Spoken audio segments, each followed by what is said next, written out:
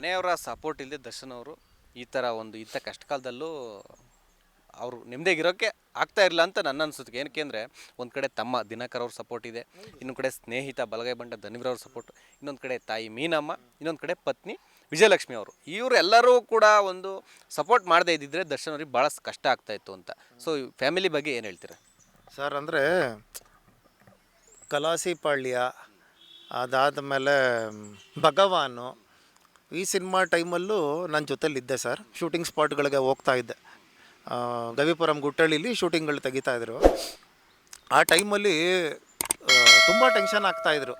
ಅಂದರೆ ಈ ಕಡೆ ಸಿನಿಮಾ ಶೂಟಿಂಗು, ಈ ಕಡೆ ಫ್ಯಾಮಿಲಿ ಪ್ರಾಬ್ಲಮ್ಮು.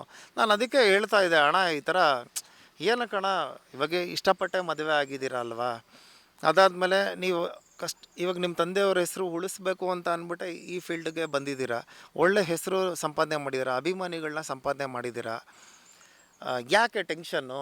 ಅಂದರೆ ನಾನು ಏನಕ್ಕೆ ಕೇಳಿದೆ ಈ ಪ್ರಶ್ನೆ ಅಂದರೆ, ಅವರು ತುಂಬ ಬ್ಯುಸಿ ಇದ್ದರು ಸರ್ ಆ ಟೈಮಲ್ಲಿ. ಜಿಮ್ಮಿಗೆ ಬರ್ತಾ ಇರಲಿಲ್ಲ. ಅಂದರೆ ವಾರದಲ್ಲಿ ಒಂದಿನ ಬರ್ತಾಯಿದ್ರು, ಇಲ್ಲ ಅಂದರೆ ತಿಂಗಳಿಗೆ ಒಂದಿನ, ಈ ಥರ ಬರ್ತಾಯಿದ್ರಲ್ಲ. ಯಾಕೆ ವರ್ಕೌಟ್ ಮಾಡಿ ಅಂದರೆ, ಇಲ್ಲ ಕಣೋ ನನಗೆ ಆ ಮೈಂಡೇ ಬರ್ತಾಯಿಲ್ಲ ಮತ್ತೆ ವರ್ಕೌಟ್ ಮಾಡಬೇಕು ಅಂತ, ಯಾಕೋ ದಪ್ಪ ಆಗ್ತಾಯಿದ್ದೀನಿ, ನಾನು ಫಿಟ್ಟಾಗಿ ರೆಡಿ ಆಗೋದಕ್ಕೆ ಆಗ್ತಾಯಿಲ್ಲ. ನೀವು ಕಲಸಿಪಾಳ್ಯದಲ್ಲಿ ನೋಡಿ, ಅವರೆಲ್ಲ 130 kg 140 kg ಇದ್ದರು. ಆ ಪ್ಯಾಂಟೆಲ್ಲೇ, ಆ ಬೂಟ್ ಕಟ್ ಪ್ಯಾಂಟ್ಗಳಿಗೆ ಎಕ್ಸ್ಟ್ರಾ ಬಟ್ಟೆ ಹಾಕಿ ಡಬಲ್ ಸ್ಟಿಚ್ ಮಾಡಿದರು ಆ ಪ್ಯಾಂಟ್ನ. ಯಾಕಂದರೆ ಅವ್ರ ಸೈಜು ಟೀ ಶರ್ಟ್ ಆಗಲಿ, ಶರ್ಟ್ಗಳಾಗಲಿ, ಪ್ಯಾಂಟ್ಗಳಾಗಲಿ ಸಿಗ್ತಾ ಇರಲಿಲ್ಲ ಆ ಟೈಮಲ್ಲಿ. ಸೊ ಆವಾಗ ಅದನ್ನು ಹೇಳಿದರು, ಇಲ್ಲ ಒಂದು ಸ್ವಲ್ಪ ನಮ್ಮ ಮನೇಲಿ ಒಂದು ಸ್ವಲ್ಪ ಪ್ರಾಬ್ಲಮ್ ಬೇರೆ ಇದೆ ಆ ಟೈಮಲ್ಲೇ ಅಂತ. ಬಟ್ ಈಗ ಅವರು ಬಂದ್ರಲ್ಲ ಸರ್ ಆಚೆ, ಅವ್ರ ಫ್ಯಾಮಿಲಿ ನೋಡಿ ತುಂಬ ಖುಷಿ ಆಗೋಯ್ತು ನನಗೆ. ಎಲ್ಲರೂ ಒಟ್ಟಿಗೆ ಸೇರ್ಕೊಂಡಿದ್ರು ತೋಟದ ಮನೇಲಿ ಮೈಸೂರಲ್ಲಿ, ಆರಾಮಾಗಿ ಎಂಜಾಯ್ ಮಾಡಿದ್ರು. ಈಗ ವಿನೀಶು ಕೂಡ ಅಷ್ಟೇ, ಚಿಕ್ಕ ಮಗು ಸರ್ ಆ ಟೈಮಲ್ಲಿ. ಐರಾವತ ಸಿನಿಮಾ ಟೈಮಲ್ಲಿ ಇದು ಇಲ್ಲೇ ಡೊಂಕಲ ಫೀಲ್ಡು ಹನುಮಂತ ನಗರದಲ್ಲಿ ತೆಗಿತಾಯಿದ್ರು, ಶೂಟಿಂಗ್ ಮಾಡ್ತಾಯಿದ್ರು, ಅಲ್ಲೂ ಹೋಗಿದ್ದೆ. ಅದಾದಮೇಲೆ ಬುಲ್ಬುಲ್ ಸೆಟ್ಗೂ ಹೋಗಿದ್ದೆ ನೈಸ್ ರೋಡಲ್ಲಿ. ಆವಾಗ ವಿನೀಶು ಇನ್ನೂ ಚಿಕ್ಕ ಮಗು, ಚಾಕ್ಲೇಟ್ ಅಂದರೆ ಇಷ್ಟ ತುಂಬ. ಅದು ಯಾವ್ದು ಗೊತ್ತಾ ಚಾಕ್ಲೇಟ್, ಈ ಕುದುರೆದು ಚಾಕ್ಲೇಟ್ ಬರ್ತಾಯಿತ್ತು. ಆವಾಗ ದರ್ಶನ್ ಸರು, ಅವನು ಕೊಡ್ಬೇಡ ಕಣೋ ಚಾಕ್ಲೇಟ್ ಹುಚ್ಚು, ಸಿಕ್ಕಾಬಿಟ್ಟು ಅಣಿಸ್ಕೊಂಡ್ಬಿಟ್ಟಿದ್ದಾನೆ ಅವನು, ಆ ಕುದುರೆ ಚಾಕ್ಲೇಟೇ ಕೇಳ್ತಾ ಇರ್ತಾನೆ ಅಂತ ಅನ್ನೋರು. ಅದಕ್ಕೆ ಇನ್ನು ಮಗು ಅಲ್ವಾ ಅಣ್ಣ ಚಾಕ್ಲೇಟು ಅಂದರೆ ಮಗ ಆಗಲಿ ಅಥವಾ ಅವ್ರ ತಂದೆಯವರಾಗಲಿ, ಅವ್ರ ಫ್ಯಾಮಿಲಿ ಆಗಲಿ ಯಾವತ್ತೂ ಇನ್ನೊಂದು ಆ ಥರ ಬೀಗಲಿಲ್ಲ ಸರ್. ಎಲ್ಲರ ಹತ್ರನೂ ಚೆನ್ನಾಗೇ ಮಾತಾಡಿಕೊಂಡೇ ಇದ್ದರು. ಅಂದರೆ ಮಿಸ್ಅಂಡರ್ಸ್ಟ್ಯಾಂಡಿಂಗ್ ಏನಾಗಿತ್ತಲ್ಲ ಸರ್ ವಿಜಯಲಕ್ಷ್ಮಿ ಮೇಡಮ್ಗೂ ಮತ್ತು ದರ್ಶನ್ ಸರ್ಗೂ ಆಗ. ಬಟ್ ತುಂಬ ಜನ ಖುಷಿ ಪಟ್ಟಿರ್ಬೋದು. ಬಟ್ ಈಗ ಅವರೆಲ್ಲ ಒಂದಾಗಿ ಇವಾಗ ನಿಂತ್ಕೊಂಡಿದ್ದಾರಲ್ಲ ಸರ್, ಒಬ್ರಿಗೊಬ್ರು ಸಪೋರ್ಟಿವ್ ಆಗಿದ್ದಾರಲ್ಲ.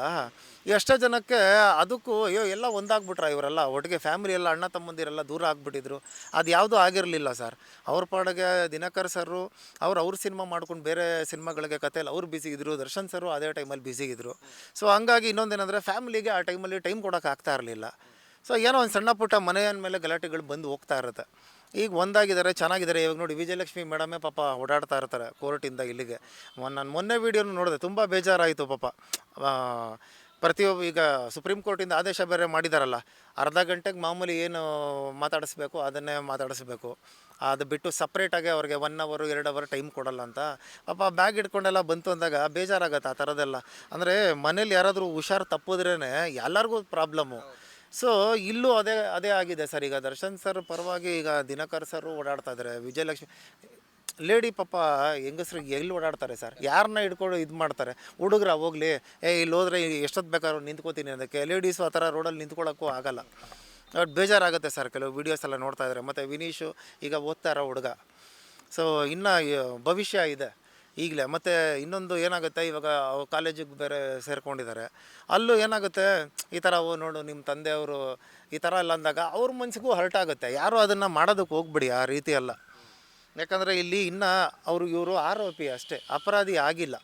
ನೋಡೋಣ, ವೆಯ್ಟ್ ಮಾಡೋಣ ಸರ್, ಒಂದು ಒಳ್ಳೇದಾಗಲಿ ಸರ್, ಅದನ್ನು ನಾನು ಇಷ್ಟಪಡ್ತೀನಿ. ನೋಡಿ ದರ್ಶನ್ ಸರ್ ಫಸ್ಟು ಪೊಲೀಸವ್ರು ಕರ್ಕೊಂಬಂದಿದ್ದು ಎಲ್ಲಿಗೆ?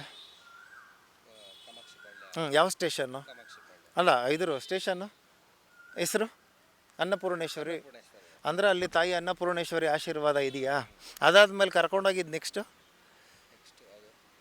ಪರಪ್ಪನಗರಕ್ಕೆ ಕರ್ಕೊಂಡೋದ್ರು. ಮತ್ತು ಅಂದರೆ ದರ್ಶನ್ ಸರ್ಗೆ ಇನ್ನೊಂದು ಏನು ಗೊತ್ತಾ ಸರ್, ಹೆಣ್ಣು ದೇವ್ರದ್ದು ಸಿಕ್ಕಾಬಟ್ಟೆ ಆಶೀರ್ವಾದ ಇದೆ ಅವ್ರಿಗೆ.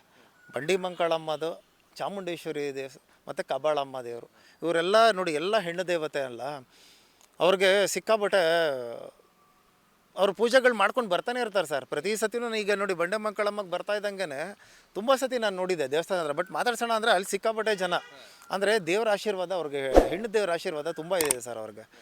ಒಳ್ಳೇದಾಗೇ ಆಗುತ್ತೆ ಸರ್, ಖಂಡಿತ 100% ಅವ್ರು ಆಚೆಗಡೆ ಬಂದೇ ಬರ್ತಾರೆ. ನೆಕ್ಸ್ಟ್ ಇನ್ನು ದರ್ಶನ್ ಸರ್ನ ಇನ್ನೇನು ಇವತ್ತೇನು ಅಪವಾದಗಳು ಅವ್ರು ಇವರೆಲ್ಲ ಮಾಡ್ತಾ ಇದ್ದಾರಲ್ಲ, ಈಗ ಸಿನಿಮಾ ಇಂಡಸ್ಟ್ರಿನೂ ಅವ್ರನ್ನ ದೂರ ಮಾಡ್ತಾ ಇದ್ದಾರೆ. ಅದಾದಮೇಲೆ ಬ್ಯಾನ್ ಮಾಡಬೇಕು ಅದು ಇದು ಅಂತ ಏನೇನೋ ಬಂತಲ್ಲ ಸರ್. ಇನ್ನು ನೆಕ್ಸ್ಟ್ ಬಂದಾದ್ಮೇಲೆ ನೋಡಿ ಸರ್, ಮೊದಲೇ ಅವ್ರು ಆಚೆಗಡೆ ಬರ್ತಾ ಇದ್ದಂಗೆ ಅಭಿಮಾನಿಗಳು ಕಮ್ಮಿ ಆಗ್ತಾರೆ ಅಂದವರು ಈಗ ಜಾಸ್ತಿ ಆಗಿಬಿಟ್ಟಿದ್ದಾರೆ.